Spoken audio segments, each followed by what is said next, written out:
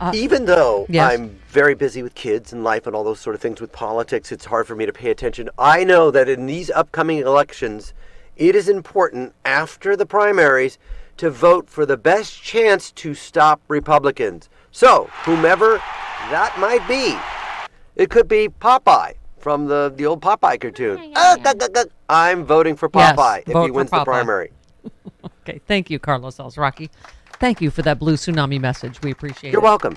Common sense.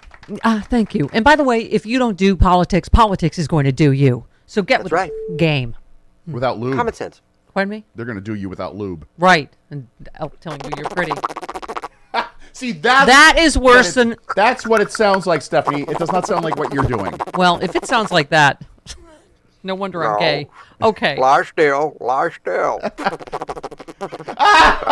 It does not sound like that. Closer than yours. Unless you had Mexican food for dinner. Yeah, there's some suction. Did I tell you the story once about my college friend made her boyfriend a really spicy Mexican meal, and then and then he ran out of the room screaming, "My it's on fire!" Ghost peppers. It was hot sauce. It was hot sauce. Ghost peppers. That was funny.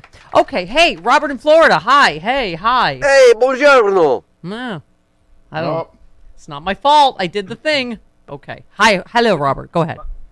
Amore bello, ciao bello. E Don Carlo, se benedica, ti bacio la mano perché tu sei un proprio maestro di comic. Okay? You're Mr. Comic. I love you. ¿Cómo se llama? Hey, by the way, Mama, hey, Carlo, what's wrong with a tracksuit? I wear them at weddings now. You know? There you go, the classy, the ones with the stripes. You look like every member of the Sopranos cast put together. Thank you. You're welcome. Hey, by the way, speaking of your show, you got a show with Travis going on. I got a name for it. How about we call it mayonnaise face or faccia de mayonnaise or something with mayonnaise. Mayonnaise got to be in there. And by the way, mayonnaise face. And by the way, I'm in the show. I'm the pushy neighbor. I just made myself part of your show. I'm the guy that when you don't invite kind of push yourself in here. You are. Yeah, what's Robert doing I'm here? already in. You're the one who always comes over with pasta fagool. If you don't bring over a big ziti, you're not welcome. Yeah, he comes over with a pasta fagool. And we have to say every time, Trevor, we do not eat carbs here. Mama, unless he's that chickpea pasta that's high in protein. How can you have an Italian on if you don't eat carbs?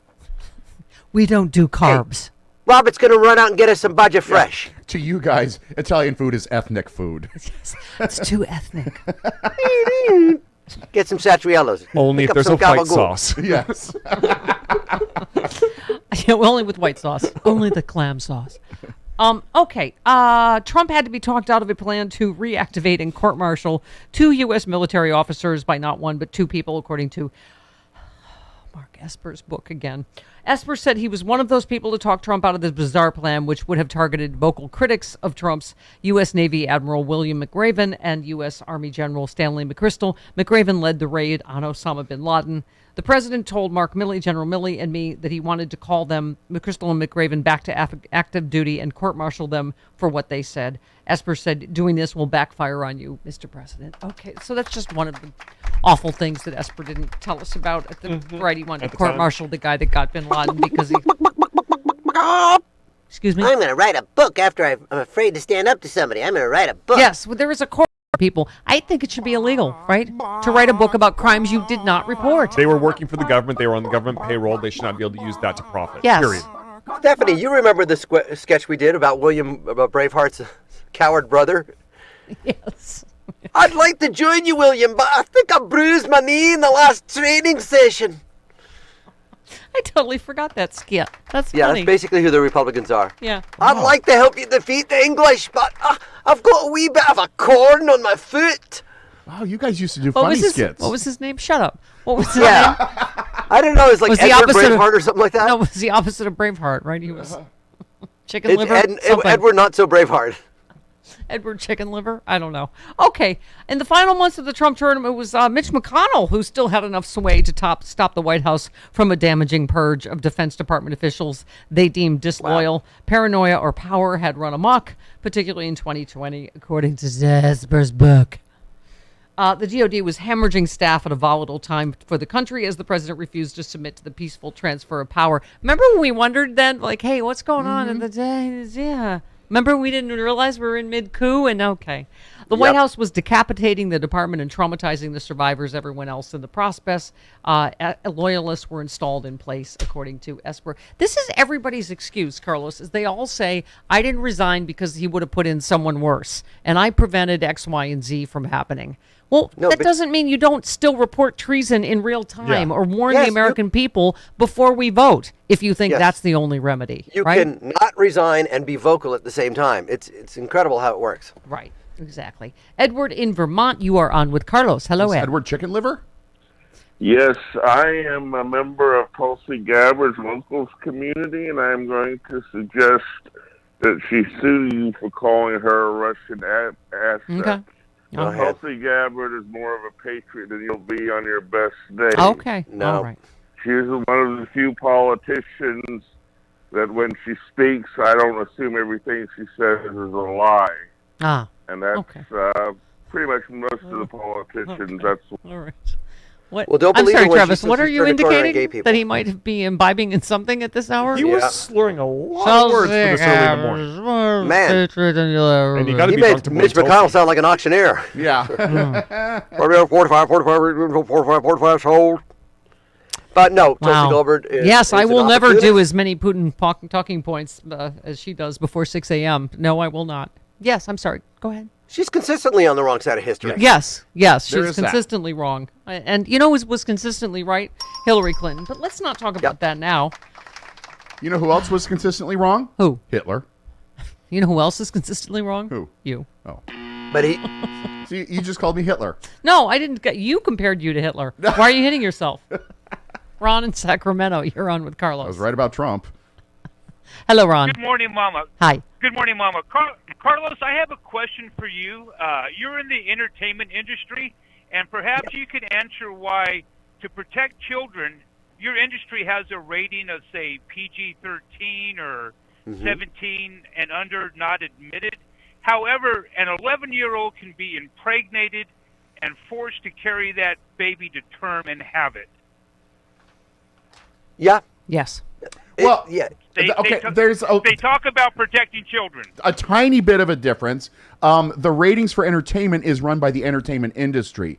The It's age, self-regulated. Yeah, the age limits, that is imposed upon people by the government. That is the difference. Well, no, I understand that, but I was just making a point that everybody talks about protecting the children. We remember the Janet Jackson episode, or, when it comes to lyrics and music, we have to protect the children, unless it comes to a pregnancy of rape or incest. Yeah. Then forget it. So, yeah, thank you. Exactly. And, Yeah. someone made the point yesterday, Carlos, if you're a 16-year-old girl, you can't adopt. You're not mature enough, financially, physically, whatever, but it's okay to force you to have a child. It doesn't make any sense, anything that the right wing says to try to Again, much justify like- this. Much like religion, which I think has fed into this subversion of women on a worldwide basis. Yeah. We have to approach abortion from the male perspective. If you want to end abortion, you either punish men or make them use contraception or get a vasectomy. We have the weapons. We're loaded with the bullets. Why aren't we addressing the people who hold the bullets? Yeah. If you don't want any endorse gay marriage. There's 0 unplanned pregnancies in gay marriages. Yeah. I don't get it. Men have I was to going be to say responsible. that whole thing about trying to prevent gay people from being parents. It's like, guess what? Gay parents aren't parents by accident. No gay parents become parents by accident. They think about it and plan for it. Correct. Yeah. Correct. Spend a lot And of money again, on it. Yeah. what happened in my situation many, many years ago was we were being unprotected, and this resulted in us having to make a decision. It wasn't made by me per se, but if I didn't want that to happen, guess who could have prevented it?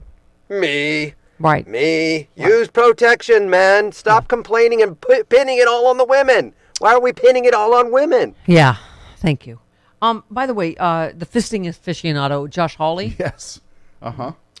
The Republican Party's war on Disney has expanded from Florida to Washington, D.C. as the party seeks to punish them for criticizing culture war battles instigated by Ron DeSantis. This week, Josh Hawley introduced a bill to shorten the duration of federal copyright protection. I mean, this is just extraordinary. Everything they've ever said about their party, right? Small government, we're the big business party.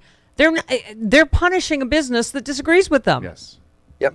Right? Financially. Yes. Accurate. Yeah. Yes, and it's just so vague as that it troubles a lot of legal scholars. Right. And they're using the excuse of they're trying to stop quote unquote grooming. Gay kids come from straight parents. Yes. There's no such thing as grooming. Yes. Meanwhile, family values aficionado Madison Cawthorn. Oh God. Ooga chaka. Oh my yaya. It's oh my yaya. Oh my yaya. Boy, I wish I could go as fast as that Madison Cawthorn. Boy, that guy can crank it out. He's a piston in that bed. Up and down and up and down and up and down and up and down.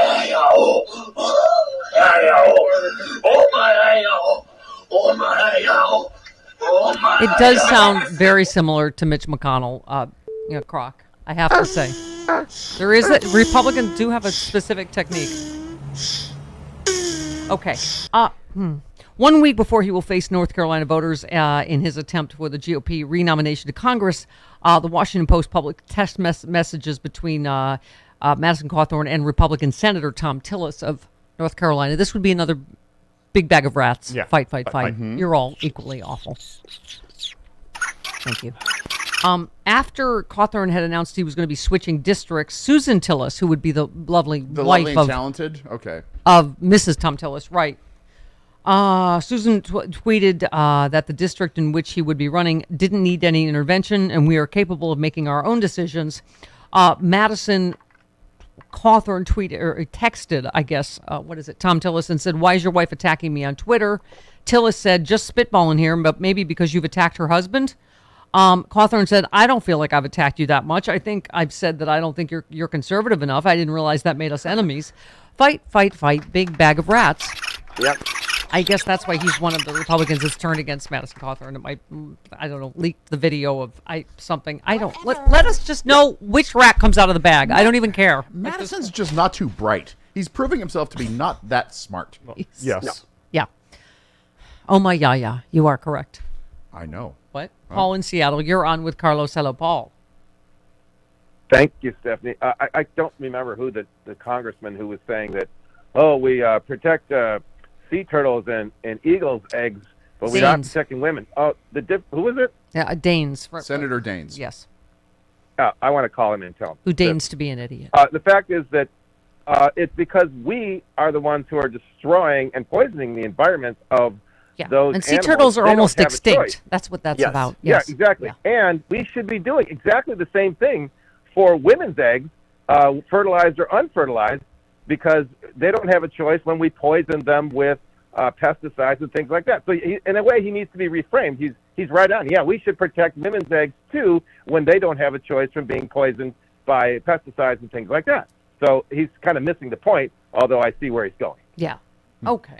All right. Yes, it's just another episode of really bad analogies by. Yeah. Okay. All right.